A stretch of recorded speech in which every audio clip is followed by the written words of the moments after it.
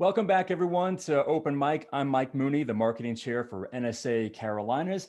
And this is a series that's dedicated to sharing the business building news and voices that are going to help you do exactly that, build your business. And today, we are absolutely thrilled to have the unrivaled, the the great, I wanted to get your reaction there, Lois Creamer. Lois, oh, it's good. I like to start out with a good reaction. How are you? It is so good to have you with us, and excited to talk about your speaker intensive Book More Business on November 7th coming up. I'm really looking forward to it, Mike, and greetings to you and all of my friends at NSA Carolinas. It's been several years since I've been with you, so I'm really excited to be able to spend some more time with you. No. And looking forward to Saturday, and I hope you all can join us.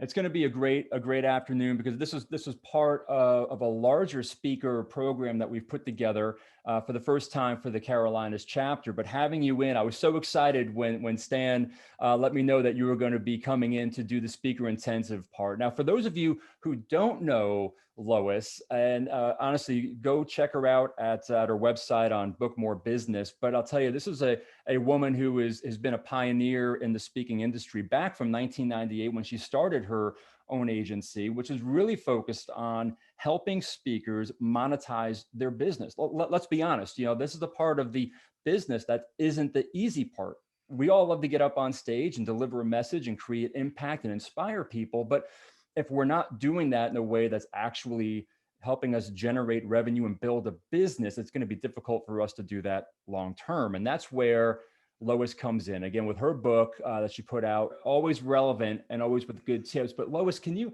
just kind of take us back a little bit on this journey of where you've come through in your career that's led you to today and the work you're doing with all the different NSA chapters? I know I read that you've spoken just about every single one of them, if not twice, which is pretty amazing.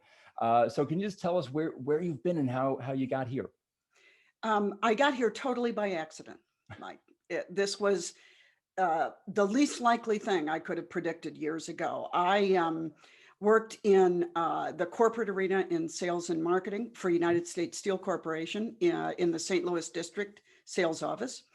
And then I stayed home a number of years after my husband and I adopted a baby because I wanted to be an at-home mom. And then I ended up getting a call from a friend of mine who said she was in an office suites, just real close to my home. And she said, I've got a guy who has an office next to me. He's a professional speaker, and he's looking for somebody to do sales and marketing for him. And I thought of you. I thought maybe you want to go back to work. I don't know. So I told him to call you. So I said, okay. I hung up and I thought, why did she tell him to call me? So I get a phone call a few minutes later, and it's Shep Hyken, former past president of NSA. And I don't know Shep. I've never heard that there is an industry called professional speaking in my life. Nice guy, great energy. And he was looking for someone to run the business. And I said, you sound like a great guy. Interesting business, never heard of it. I'm not looking for work right now. I certainly am not looking for full-time work, but I wish you good luck. You sound like a great guy. Click. That was it. That's it. 10 minutes later, he called me back. He said, would you have lunch with me? And I thought, well, I didn't really want to, Mike, but I did.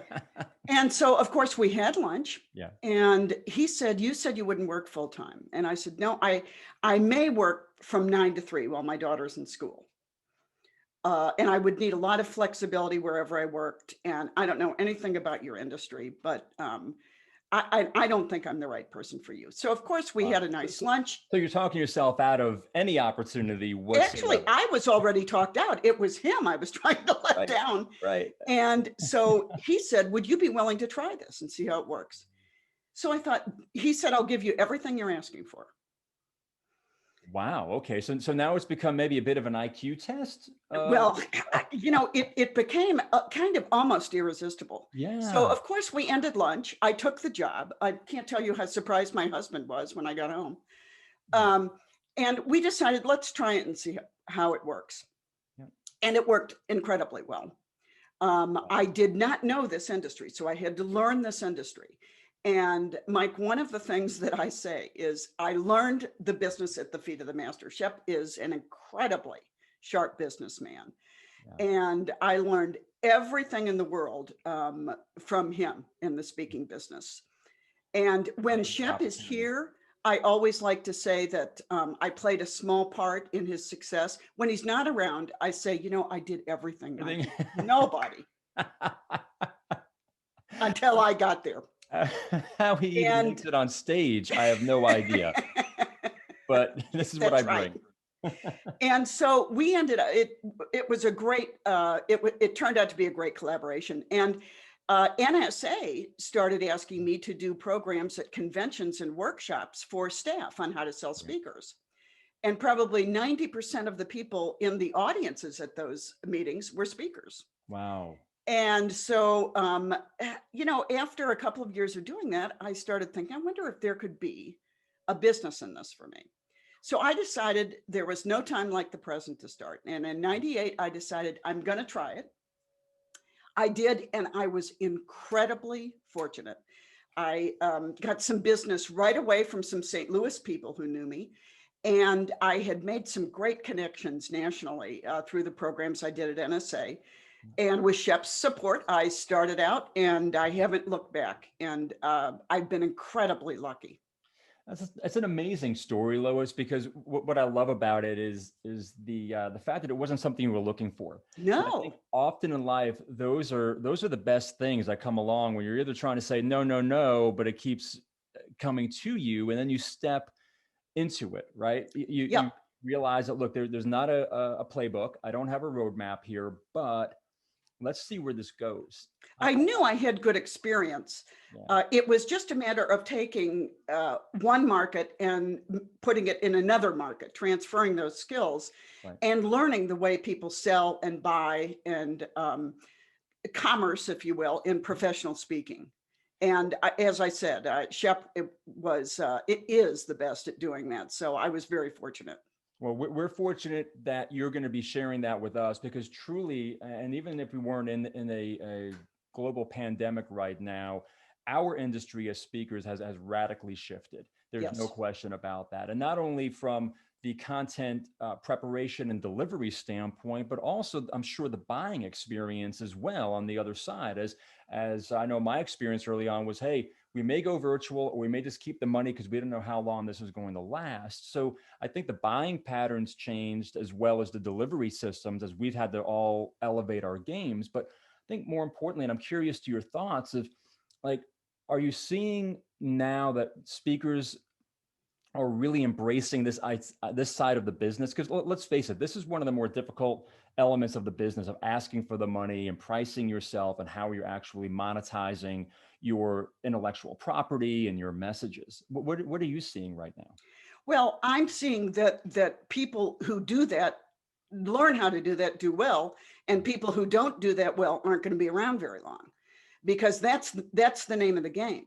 And quite frankly, my sense might be contrary to what you have heard. I'm kind of known as a contrarian, but there has never been a better time to be selling than right now, Mike.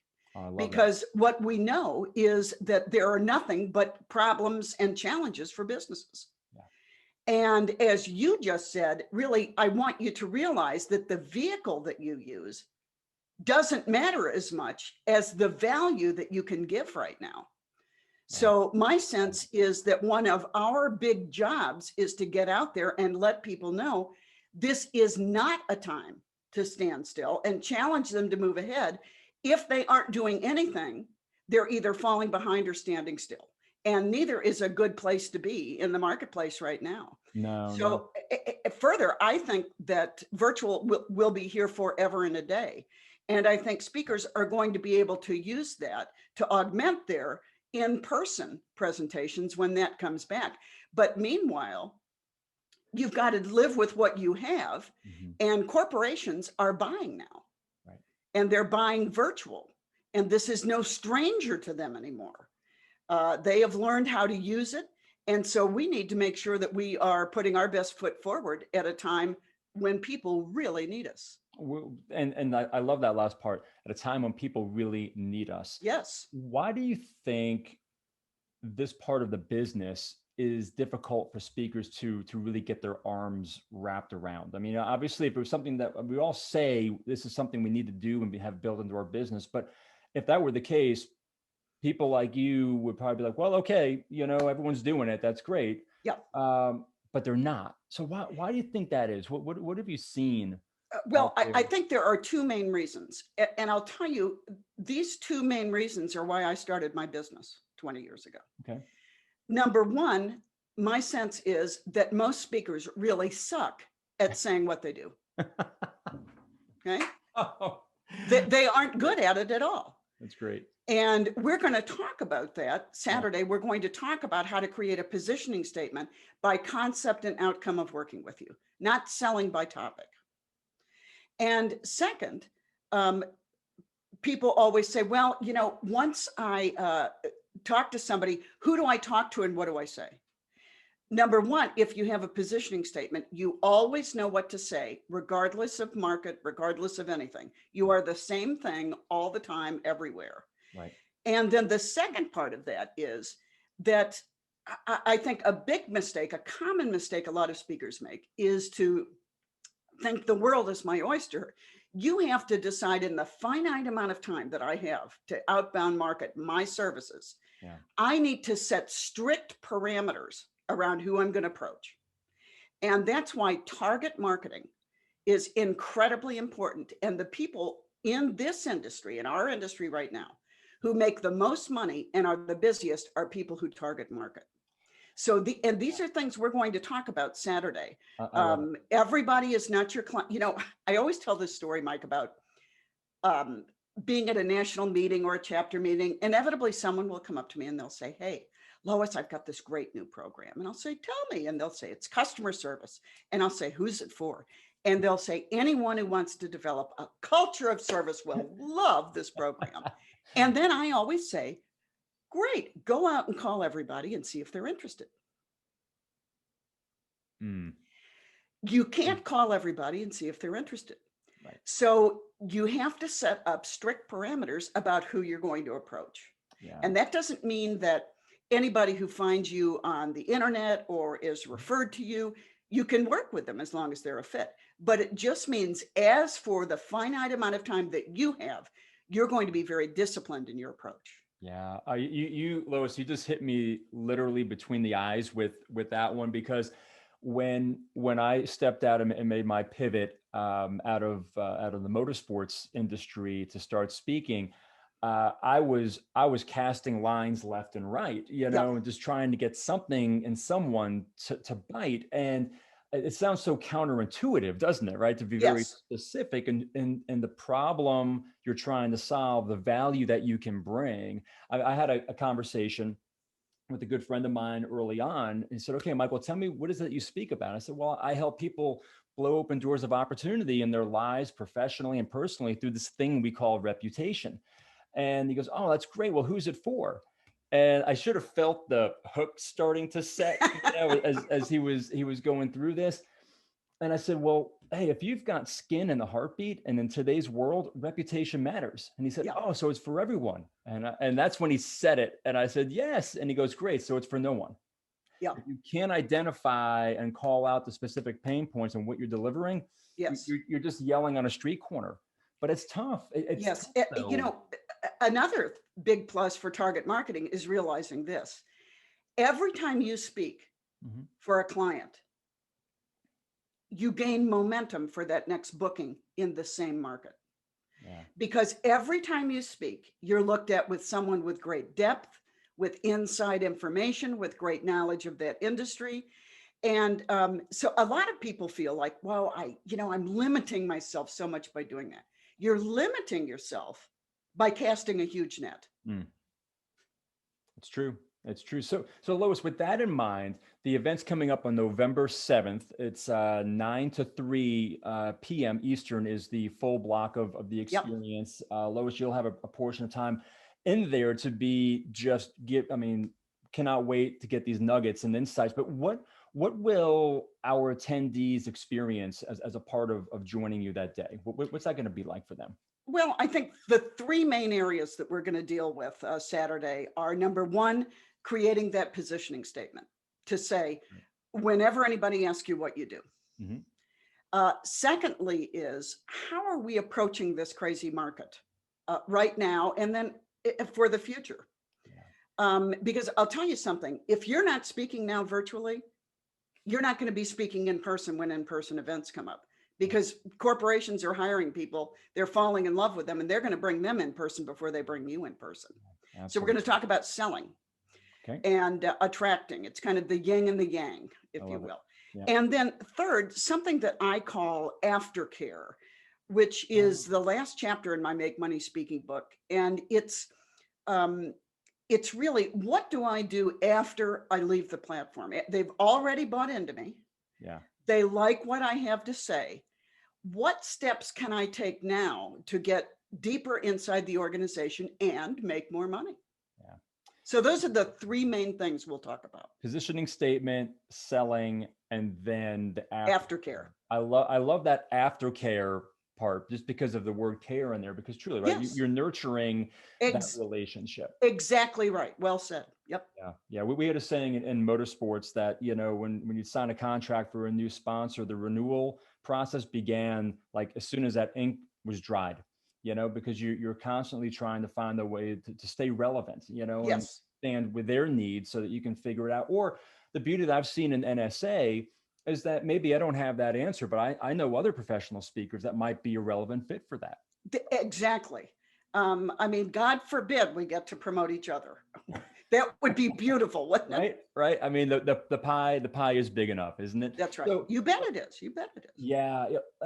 Lois, this is the other question that I want to ask, because I believe that preparation is key, and not just preparing yourself in terms of maybe you're thinking through your positioning statement or where you would land on that, but I also believe your mindset and the intentions that you kind of step into that experience with. So how would you say would be best for our attendees to prepare for your experience to get the most out of this with you? That's a great question, Mike. And this is where I would direct them. Go to my website, bookmorebusiness.com, and click on blogs, and click on one called Creating a Positioning Statement. You can put a search and it'll come right up. And then just put selling in the next query, and you'll get back some blog posts. Those will really prepare you, give you kind of a head start on Saturday, and some things that I hope you will have thought about even before we gather together Saturday. But I think that's the best way to prepare. I love it. Well, we'll definitely make sure that we plug the website as a resource for people to jump in and get ready. Great. Lois, we are just thrilled that you're spending time with us. We're grateful for your time and the insight. I mean, this is without a doubt one of the most important aspects of our business in order to keep in it and continue to build our practice, right? And share our insights. So thank you so much for that. Again, the event is November 7th from 9 to 3.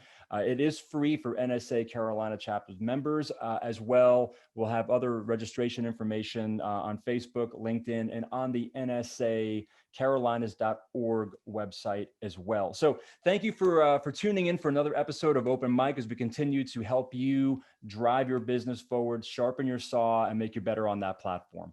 Thanks, everyone. Lois, thank you again, friend.